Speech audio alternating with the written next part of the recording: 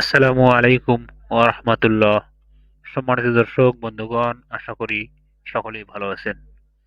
হাদিস share YouTube চ্যানেলটির পক্ষ থেকে আমি মোহাম্মদ জাহাঙ্গীর আলম আপনাদেরকে আন্তরিক অভিনন্দন ও স্বাগতম। সম্মানিত দর্শক বন্ধুগণ, আজকে আমি আপনাদের সাথে সহিহ বুখারী থেকে আচরণ অধ্যায়ের একটি গুরুত্বপূর্ণ হাদিস শেয়ার করব ইনশাআল্লাহ। আশা করি ভিডিওটি শুরু থেকে শেষ পর্যন্ত দেখবেন।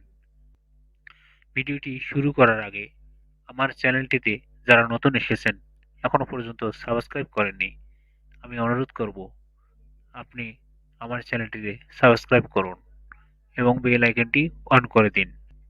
তো সম্মানিত বন্ধুগণ, চলুন কথা না বাড়িয়ে আমরা মূল পর্বে চলে যাই। সম্মানিত দর্শক বন্ধুগণ, আজকে আমি যে হাদিসটি আপনাদের সাথে শেয়ার করব, এর মূল কথা হচ্ছে মুমিন কর্তৃক স্বীয় দোষ ঢেকে রাখা। এখানে স্বীয় দোষ বলতে নিজস্ব যে গুনাহের কথা, সে কথাই উল্লেখ করা হয়েছে।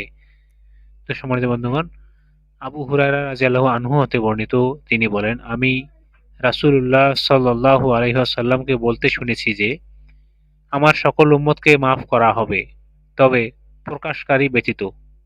আর নিশ্চয়ই এ বড়ই অন্যায় যে কোনো লোক রাতের বেলা অপরাধ করল, গুনাহ করল, যা আল্লাহ গোপন রাখলেন। কিন্তু সে সকাল হলে বলে বেড়াতে লাগলো, হে অমুক, আমি আজ রাতে এই কাজ করেছি, এই গুনাহ করেছি। অথচ সে এমন অবস্থায় রাত কাটালো যে আল্লাহ তার কর্ম লুকিয়ে রেখেছিলেন। আর সে ভোরে উঠে তার উপর আল্লাহর দেয়া আবরণ খুলে ফেলল।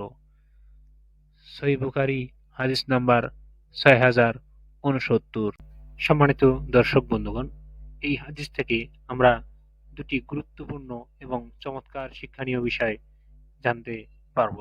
সম্মানিত দর্শক বন্ধুগণ, এই হাদিস থেকে আমরা দুটি গুরুত্বপূর্ণ এবং চমৎকার শিক্ষণীয় বিষয় জানতে পারব। তো চলুন, ক্রমান্বয়ে দুটি শিক্ষণীয় বিষয় আমি আপনাদের সাথে শেয়ার করব। মহান আল্লাহ অনুগ্রহ করে মুসলিম ব্যক্তির অনেক পাপ লুকিয়ে রাখেন। সুবহানাল্লাহ। তাই প্রকৃত ইসলাম ধর্মের শিক্ষা হলো এই যে, মুসলিম ব্যক্তি যে মুসলিম ব্যক্তি যেন তার পাপগুলিকে সর্বদা গোপন রাখে, মহান আল্লাহর গোপন রাখার সাথে সাথে, এবং সে যেন মহান আল্লাহর কৃতজ্ঞতার সহিত প্রশংসা করে এই জন্য যে তিনি তাকে সুস্থতা এবং নিরাপত্তা প্রদান করেছেন। আর সে যেন আল্লাহর কাছে অনুতপ্ত হয়ে ভবিষ্যতে পাপ না করার জন্য প্রতিজ্ঞা করে তওবা করে নেন। কেননা যে ব্যক্তি আন্তরিকতার সহিত তওবা করবে, মহান আল্লাহ তার তওবা গ্রহণ করবেন এবং ইহকালে ও পরকালে তাকে ক্ষমা করবেন। সুবহানাল্লাহ। দ্বিতীয় যে শিক্ষণীয় বিষয়টি, সেটি হচ্ছে মহান আল্লাহ যে ব্যক্তিকে সুস্থতা এবং নিরাপত্তা প্রদান করেছেন, সেই ব্যক্তি অমঙ্গল থেকে রক্ষা পাবে এবং সুখময় জীবন লাভ করবে।